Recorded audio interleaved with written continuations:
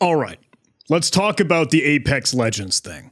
So if you've been living under a rock, quick context, a few days ago at the Apex Legends game series, 2 of the professional players had their games presumably compromised and enabled cheats live during the tournament. I'm getting hacked! But I know, sure. Can you play the game? Bro, I'm getting hacked!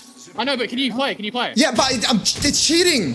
Gen Burton and Imperial Hal were of course taken by surprise, and they couldn't really play, because these active cheats, like aimbot or others, would disqualify them from the event, get them banned from online games, and then of course, there was an obviously growing concern that there was some vulnerability or exploit or hack that would make Apex Legends unsafe to play. So in this video, I'd like to chat about it, or at least offer my take. Now I know there are a ton of people curious about this. I've gotten a handful of messages and posts asking if I would end up discussing it in a video, and I even had some questions from reporters and journalists at work. Now, let me say outright, I don't play Apex. I'm not in the traditional gaming community, but I am in the cybersecurity community.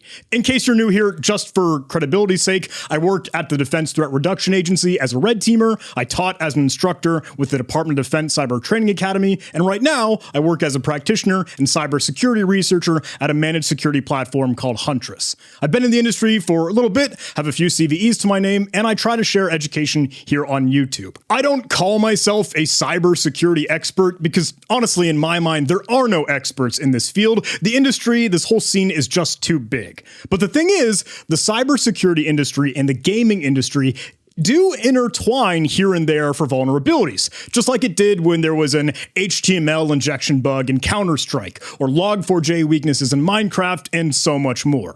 So I think it's really cool when we get to chat about this stuff, and we have these two worlds collide. When there's a chance to bridge the gap and talk about this, I think it is really worthwhile to do so. With that said, I'll be straight up, I don't have any definitive or hardcore answers for you. And no one does right now. As far as I know, thus far, there haven't been any confirmed details on what the hack really was, how it was performed, or what the impact truly even is. There's been loads of speculation, lots of confusion, jumping to conclusions, and potentially blowing things out of proportion by the online gaming community. The only core facts is that the player Gen Burton was competing in the Apex Legends Global Series, or ALGS, and suddenly chat messages were sent into the game lobby as Apex Hacking Global Series and Buy Destroyer 2009 and random. For a few frames, a game-rendered user interface pops up with a TSM halal hook title with presumably settings to configure an aimbot, maybe visuals, credits for the tool, and miscellaneous other options. Now, a lot of people are jumping in and calling this a remote code execution vulnerability. Here's the thing. This rendered user interface looks like an in-game window. You can see a little bit of transparency in the background, and that, at least looks to me, like it resides in-game, not the full-blown machine or the computer that player is using. So with these observations alone, they don't definitively mean remote code execution. Just off of these clips and footage, it doesn't 1000% guarantee that there is an RCE vulnerability in the source engine, the game engine behind Apex Legends, or the anti-cheat engine. It could suggest something of that scale, but it's still uncertain and unconfirmed. But it wasn't just Gen Burton. It wasn't just one player. This incident happens at the same time for another player, Imperial Hal. Shoot, can we shoot height? Can we shoot height? Yeah, shoot now. I'm cheating. I got aimbot. I have aimbot. Oh no. You gotta leave the game, bro. You gotta leave the game. The door's blocked. Break it. Break it. I have aimbot right now. The chat messages and the user interface don't appear on his screen, but presumably the aimbot cheat is turned on for him as well. And again, this is speculation, but noting this only impacted 2 players in the competitive tournament, perhaps it's an attempt to sabotage their performance in the event. But this is surprising to me. If this is an actual exploit that's used with a limited blast radius, that just seems odd to me. If an ill-intended adversary really wanted to do damage, they would typically spread this as far and wide as possible and impact the maximum amount of users possible.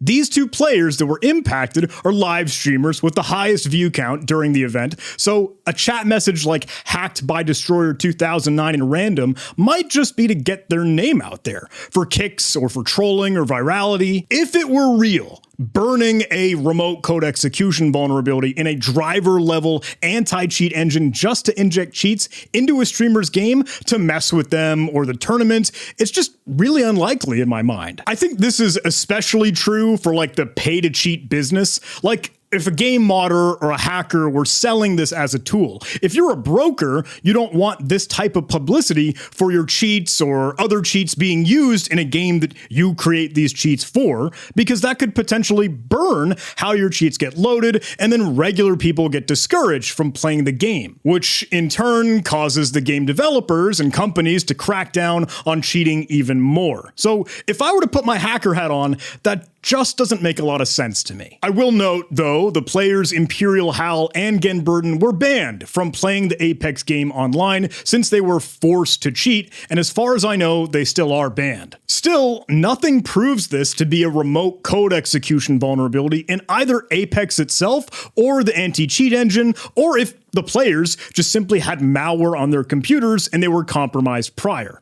Again, I'm not in the Apex Legends community, so I don't know all of the details, but from what I understand, Destroyer 2009 is a known video game modder and hacker within the Apex Legends community. Other clips and footage of gameplay have surfaced online where other public lobbies have been seen with the distributed flood of messages, referring to Destroyer 2009. But those chat messages alone aren't an indicator of either that individual as the bad actor or that this was remote code execution. On Twitter, or X, Apex Legends shared a post stating that they were postponing the tournament finals due to the competitive integrity being compromised. Now, I'm an outsider looking in, but in my opinion, frankly, this is a good decision. Regardless of there being an exploited vulnerability or not, since the competition was tampered with in any way, calling a timeout is probably prudent. They state that they will release further information soon, and we'll chat about that in just a sec. But just following, the easy anti-cheat framework used for Apex Legends online gameplay posted publicly their statement that there is no remote code execution vulnerability in their tooling. Now, we might take that at face value and then think, okay, it could be either the source engine for Apex Legends itself that has a flaw or weakness, or the end user and the player's computer could have been compromised. But EAC's tweet might not represent them having done a full and complete root cause analysis. We don't have the inside info or knowledge on whether or not they have a full or comprehensive understanding of what happened. And that's not me throwing shade, that's just acknowledging that a public blanket statement might not have the full picture. Take that with a grain of salt, because I don't know. With all this in mind, while there could be a remote code execution bug in Apex Legends or the source engine, nothing is confirmed. If there really were this vulnerability, it would be surprising to me, and admittedly a little bit convoluted as to how that can make for a threat outside of the game. And I mean, running applications on the player's computer, invoking malware or deploying ransomware. It makes more sense to me if Destroyer 2009 or whatever actor had an exploit to make changes to a game lobby server that might spawn other bots or enemies, enable cheats, flood or spam chat messages, but all that relies within the game itself. It could be access to the game server, maybe, or just hijinks with their API, or more likely, just automated tooling. And I mean automated tooling like on the client side, from the player's perspective to maybe manipulate game objects for an online lobby, but that does not prove remote code execution pushed through a game lobby and an online server to compromise the whole computer or the endpoint that players are using. That seems like the most likely explanation in my mind. Maybe Destroyer 2009 or whatever actor manipulating the client to do any nefarious stuff on the game server that could adjust the game environment or the game lobby and the game players, but that doesn't mean they have arbitrary code execution on the server machine itself or any of the players' computers. So to answer the question of, look, is Apex Legends safe to play right now? I don't know. I don't know for sure, and I'm not going to pretend like I do, but I would like to think, and I'd hope that, hey, maybe it's not too much of a world shift or life change if you just sort of put put it away for a little bit. Maybe wait until this whole hullabaloo dies down and we get some real facts and information from the source. And on that note, hey, the latest update, at least at the time we're recording this video, is that the Twitter or X accounts from Respawn and Play Apex did acknowledge this with a statement. They say, on Sunday, a few professional Apex Legends players were hacked during the ALGS event game, and player security is our highest priorities, which is why we paused the competition to address the issue immediately. Our teams have deployed the first of a layered series of updates to protect the Apex Legends community and create a secure and safe environment and experience for everyone. Thank you for your patience. Now, I don't know about you, but at least to me, that is kind of a whole lot of nothing. It doesn't really answer any questions or explain anything. It just said, we're on it, so cool.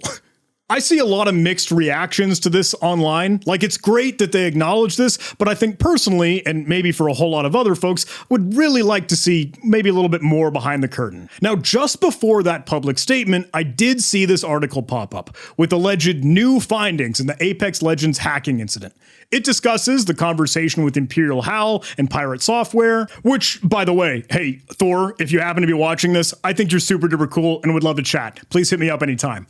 But the article focuses on how these two got to chat, and Imperial HAL ran a Malwarebytes scan and found, hey, one alert, one notice for inbound network communication. And to be clear, this is communication to the Windows Service Host.exe process, which is usually a default and natural process on Windows. But it can be spoofed, and this is communication on port 135, which is typically for RPC or the remote procedure call. Additionally, this IP address, 107.170.236.5, is a DigitalOcean IP address. For folks not familiar, that's not the actor's home IP address. That's a cloud instance, which means it could be a totally temporary and ephemeral IP address that could rotate over time, as that cloud hosting provider, DigitalOcean, just hands that IP address out to anyone spinning up a machine on the internet. The 135 RPC port is really interesting because, sure, that could mean command and control instructions sent to HAL's machine, though it is odd to me that that would just naturally work if an inbound connection, unless you had that port publicly exposed and you weren't behind a router's NAT, like network address translation. Any other source port from the remote machine could communicate to that destination port, and port 135 RPC is always listening by default on Windows. If we do take a look at this IP address on VirusTotal and even Shodan and Census, there aren't a ton of hits for this, even historically, though there are some really interesting domain names attached to this.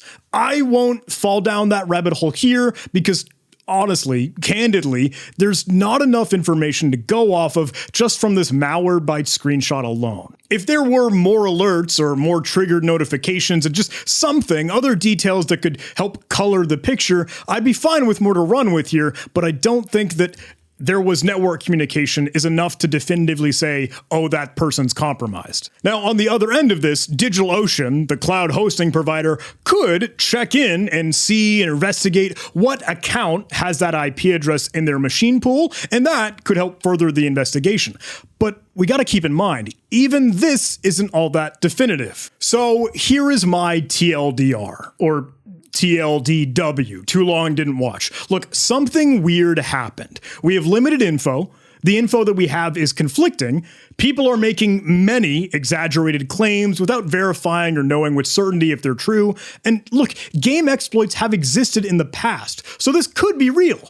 But we won't really know anything until that root cause analysis is done and we have some more of the tangible details that bubble up to the surface. I know it sucks, but honestly, waiting for more info is the real answer right now. And it's totally possible maybe we'll never get that full root cause analysis or all the gory details. Maybe we could look ourselves, do some independent research, and hey, I'll be the first to admit, I haven't gotten a chance to dig in or explore this yet. I'm not a game hacker. I don't know if there's some complex, leet, super convoluted chaining of different attack vectors and vulnerabilities for a full-on remote code execution downstream to all connected clients. But that just seems unlikely to me. But hey, take this with a grain of salt because this is totally all anecdotal and just hearsay. But one of my good colleagues that's more focused in the game hacking world said that it was real. And this is all third hand, but they said it's a source engine bug that they had dug up and they've been working on for a while. But look, again, with all that said, I don't know how realistic it is to load a game hack or do any of these cheat enablement things during runtime. But I don't play Apex. I don't know. I have not personally validated or confirmed anything. This is all just talk. And until we hear that deep dive analysis and real details from the people involved, that's all it's gonna be, just talk. So hey, I wish I could give you a sharper or more definitive answer right now, but look, the best answer is to keep your ear to the ground. Maybe take a break from playing Apex Legends for a little bit. Make sure you're installing updates, patches for your devices, keep that antivirus cruising, and then just don't download and run stupid stuff. Hey, I'd love to get your thoughts in the comments. Please let me know if you agree or you just think I'm wildly off course. Look, I'm totally cool with that. I'm happy to be schooled. Seriously, genuinely, I think when the gaming world and the cybersecurity world get a chance to blend and merge a little bit, we all get to improve and fix security weaknesses, whatever they are, together. So thanks for watching.